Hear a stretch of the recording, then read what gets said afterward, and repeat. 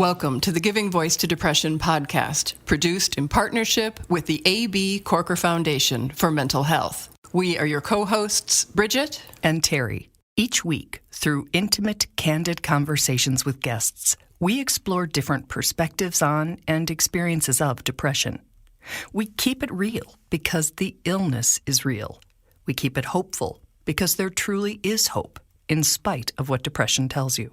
We are not experts or therapists. We are sisters and best friends who live with depression and have interviewed hundreds of other people who do as well. We've learned that hearing others speak openly and without shame about their experiences makes it easier to believe depression is a common and treatable illness, not a personal failing. You are far from alone. Hello, Bridget. Hi, Terry. Every quarter or so, we stop and look back and do a review of the season's episodes. Today, we're wrapping up season 18, which was our first with our new partner, the A.B. Corker Foundation for Mental Health. In this episode, season 18 in review, we'll look at the past 11 episodes we produced. In truth, this was a really rough season for the two of us, Bridget as co-hosts. A member of our family was hospitalized for several weeks. I had breakthrough COVID or something just like it, and I was sicker than I have ever been before. And Bridget's family is still grieving the sudden and untimely death of a dear friend. It was a lot. It continues to be a lot. Yeah. Times like this remind us that life is always going to happen, and that as people with depression, when it hits the fan, we really, really need to monitor how our bodies and our minds are being affected. We realized that continuing with our interviews, podcasts, and daily social media posts during this stretch helped us get through it all. And it reconnected us with the importance of both routine and purpose in moving forward. Even if, and boy, it certainly was, even if with baby steps during the worst of times. We begin our season in review with its first episode. Depression's journey can be long and twisted. This episode revives an interview from 2019 and includes an update with our guest Jennifer, sent the very day we recorded. Jennifer's experience of depression began in middle school. She's now in her 40s, and despite trying a myriad of medications and having a loving support network, the darkness has been unrelenting. In a living example of the both and versus either or reality, Jennifer is both a multiple suicide attempt survivor and one of the most resilient and hopeful guests we've had the honor to speak with. I think of how hopeless depression itself makes you feel, and then when the medications that are designed to help you feel better don't work, how do you keep hope? Because I have had certain successes, at least limited success, with certain types of medications. I guess there is a little bit of sunshine out there that perhaps that this medication will work again down the road. I think that would require great personal strength. Well, thank you. I don't always feel strong. Jennifer's full 19-minute episode is called Depression's Journey Can Be Long and Twisted. The next week, Jennifer updated us on the 2 years between podcast interviews and the new treatments that have her feeling like a light has finally flipped on in her dark brain. Jennifer says her extremely long and often frustrating mental health journey has convinced her of the power of and need for hope. Here is an excerpt from episode 184, Holding On to Hope. It was like a switch went off, and I woke up literally without depression. It was that stunning for me. And I guess that's not a common thing. Usually it happens gradually. But for me, it was quite a stunning transformation. And now it's been about 3-4 weeks, and I'm still doing very well. Tell me what waking up without depression means. What does that feel like? For me, it's more of an absence than a presence. I just woke up and it was gone. And it felt so good. Like someone had literally flicked a switch and turned on the light and turned the light on in my brain. And suddenly that darkness and that dreariness just wasn't there. That's Jennifer's description of her experience with ECT, electroconvulsive therapy, which you can hear more about in episode 184. Her point is not that one particular treatment or med makes the difference, but that something might, even if others have failed.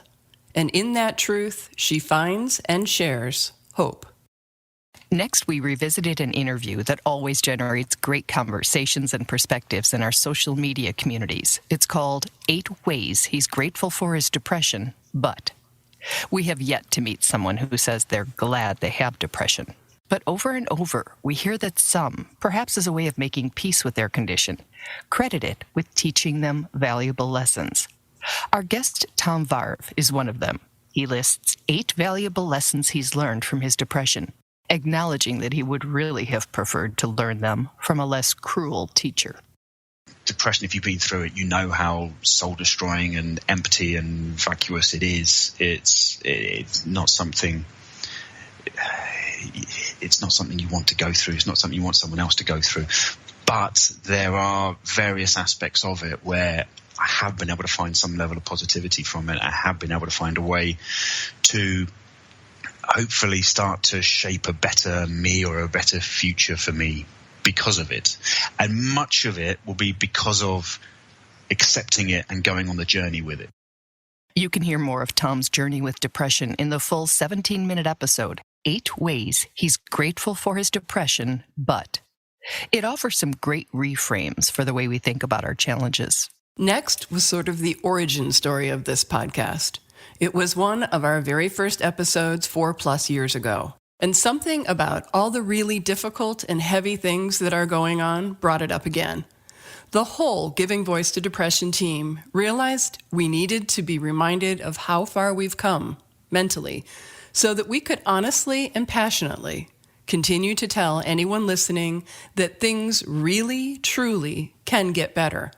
It might not be as soon or as easily as we'd like. And I'd like pretty much a guarantee. But everything can change.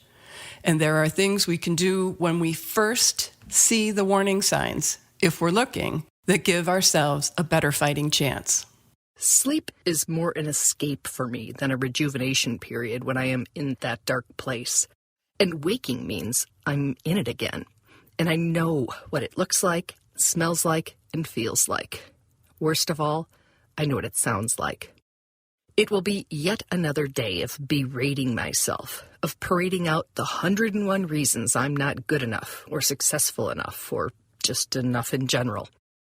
Thanks to all the people who've shared their stories with us, and thank you for taking this journey with us. The idea that we are stronger together is not just a hashtag, it's a truth. You can hear the full 13-minute episode, Why I Had to Give Voice to Depression Remix, wherever you're listening now or on our website, givingvoicetodepression.com. The next episode this season was Treatment, Trauma, Race, and Mental Health. In the third of a 4-part series on the intersectionality of race, trauma, and mental health, we look at the role of treatment trauma. Our guest, Dr. Warren Braden, says the best way to deal with the system that is not working or is not designed to work for certain people is to avoid it and to develop other avenues of self-care and recovery. No, I don't have faith in this philosophical, metaphorical system because I don't know what that means. But I do know that in order for people to function, they have to be really in tune with and understand the challenges that they've gone through, the trauma that they've gone through, and what it means to be resilient and what they've learned from it and how to move forward. Dr. Braden's full episode called Treatment, Trauma, Race, and Mental Health is 16 minutes long. Then in episode 186, Mental Health, a Family Affair, with Matt Zinman, we learn that Matt's unique and deep understanding of life with mental health challenges is forged from both his personal and family experience of mental illness. As a young kid, I didn't understand it. You know, my mom might go through a phase and she was in bed, and I would be encouraging her, you know, like, come on, you know, like, get out of bed, and she'd be, I can't. And I didn't understand. I said, well, what do you mean you can't? Your legs work. You put them on the floor. You can go to the bathroom. What do you mean you can't? Now, having been someone who also suffers from depression, I now understand that, but at the time I didn't. That 18-minute episode 186, Mental Health, a Family Affair, is one anyone who lives with depression or with someone else who does will relate to. In episode 187, we continue our discussion with Matt and explore questions including, are you able to notice the changes in your mood, energy, outlook, and other things that happen before or at the beginning of your depressive episodes? Do you consider those warning signs an opportunity to better manage your mental health? Matt does, and he shares his 3-day rule for depression that really works for him. A couple days in a row is manageable, but I know myself that if I get to that third day, that is my break point. That's when I start sinking into the quicksand deeper than I can have it as easy to get out. And every day that goes by after 3, to me, is like twice as hard to rescue myself. So at 3 days, it's kind of like, in case of depression, break glass. I'm my own parent, and I don't give myself a choice. Matt, like most of our guests, also shares his depression management tools that for him include movement, exercise, and breaking a sweat. That full episode, called number 187, 3-Day Rule for Depression, is 21 minutes long.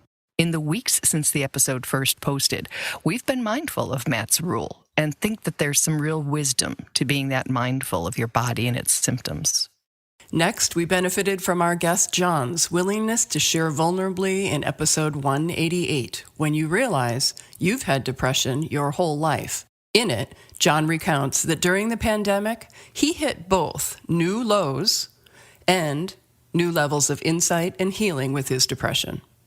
When I finally, here I am decades and decades later, when I finally realized what I had been struggling with, then I thought back, that memory came back to me instantaneously of me being in my bedroom, my parents coming and open the door and saying, "What's wrong with you?" And I thought, I think it's depression, guys. I think I suffer from depression. I think I have self-esteem issues, and I think I need some help. Oh, no little kid can say that. No, they can't. They can't. Many adults can't say that. It's interesting. Many of us avoid or fear being diagnosed with depression or any other mental illness. But naming it and being told that it's a common and treatable illness can also be a relief. And as John found, a cause for hope versus shame. The full episode, 188, When You Realize You've Had Depression Your Whole Life, is 21 minutes long. In episode 189, The One Thing That Made a Huge Difference, John continues with his story and the impact that hearing other people's stories had on him and his understanding of the dark presence he's been living with since childhood. So I think that's the difference between me then and me now, is that I thought that stuff was for everybody else. I thought medication was for other people. I thought the daily routine that we have didn't matter to me, but it matters a great deal. It matters because it's a way that I can take care of myself. And I'm worth being taken care of. I'm worth taking care of myself. If you're ready to talk openly about your mental health challenges and have found a safe way to do so, know that your story can be the key that unlocks someone else's dark prison. If you're not ready to talk about your own struggles, please listen to and share the stories you hear on this podcast so someone else can learn what you know. There are lots of us experiencing very similar things, and we are stronger together. This full episode, number 189, The One Thing That Made a Huge Difference, is 22 minutes long. We were inspired to remix the next 2 episodes for Suicide Prevention and Awareness Month after seeing the social media post of a former guest. Patty Kajawa issued a random acts of kindness challenge for what would have been her son Jack's 21st birthday. Jack ended his life when he was just 18. His tragic death revealed a tragic truth about suicide. which is the name of this episode. That truth is that sometimes, even when we do everything we know and can do in the moment, or over a lifetime, we can still lose people we love and care for to depression's despair. Our catchphrase at home was, "Are you safe?" And I think that most people with depression would know what that means. You know, you're not exactly saying, "Are you trying to kill yourself?" But you're basically asking, "Are you safe enough that I can walk away and you won't hurt yourself?" Patty's full 20-minute episode, A Tragic Truth About Suicide, brings a sad but needed message. We'd never want to discourage anyone from fighting depression's lies and finding reasons to live and hope. But we also don't want anyone who's lost a loved one by suicide to be plagued by the coulds and should-haves. You need to hear that your efforts were valiant, and we're truly sorry for your loss. Within just days of her son's suicide, Patty was reaching out to other teenagers and their families. She repeatedly reminds anyone who listens that emotions are hard and that it's okay to need help managing them. In a Grieving Mother's Message remix, Patty shares a lesson she wishes her son had truly grasped, that the more honest we are about what we're going through, the more effective our treatment, therapy, and/or other support can be. We knew he wasn't telling his therapist 100% truth, his psychiatrist 100% truth. And these folks can't help you if you don't break down and tell them the truth. You know, what are you looking forward to? Are you looking forward to something? Are you thinking about hurting yourself? You have to answer these questions truthfully, because if you don't, you may be on the wrong medication. You're cutting yourself off from any opportunity to get better. While Suicide Prevention Month may have ended with this episode, the need to keep open lines of communication about mental health challenges, including suicidal thoughts, is an everyday need.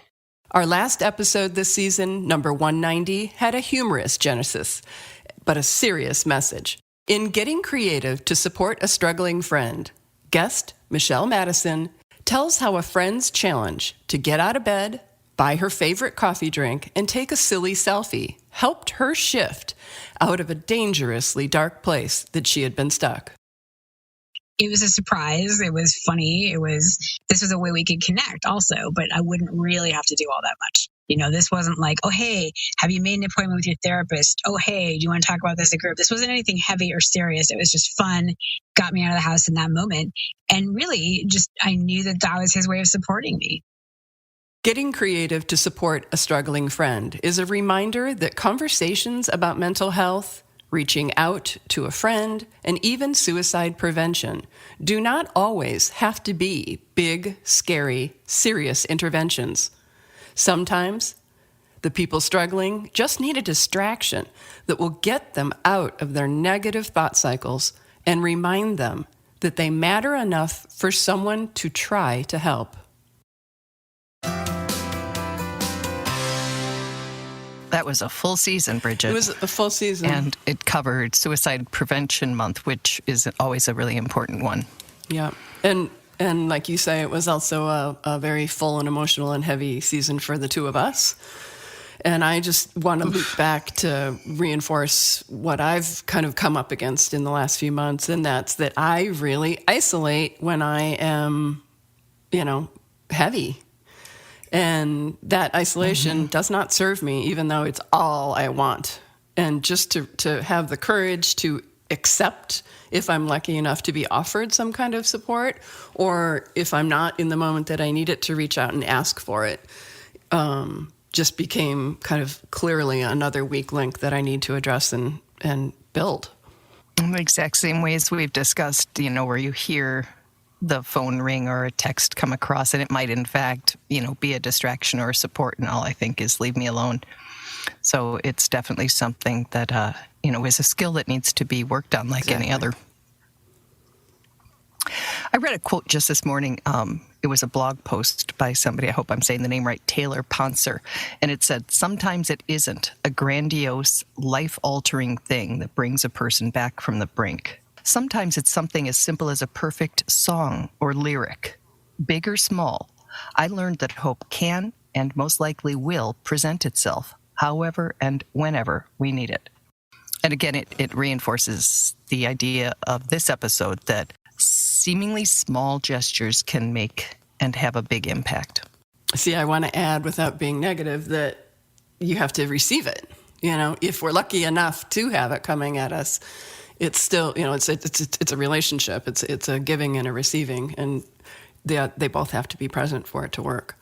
I don't think that's too negative. I think if someone had challenged me to go get a coffee drink and take a selfie, I probably would have just rolled back over. So the fact that she did it was the receiving, and then that it helped is the proof that, the effort it takes to receive it can be an awful lot less than the effort it takes to try to crawl and, claw our way out of that pit. Absolutely. We truly hope that our podcast brings a little more understanding, helps you better articulate your experience of depression, or better understand how to support someone else's. We invite you to join us for daily posts on the Giving Voice to Depression Facebook page and on Twitter and Instagram at Voice Depression. It is a comfort to be among fellow travelers on depression's dark road. And remember, if you're struggling, speak up. If someone else is, listen up.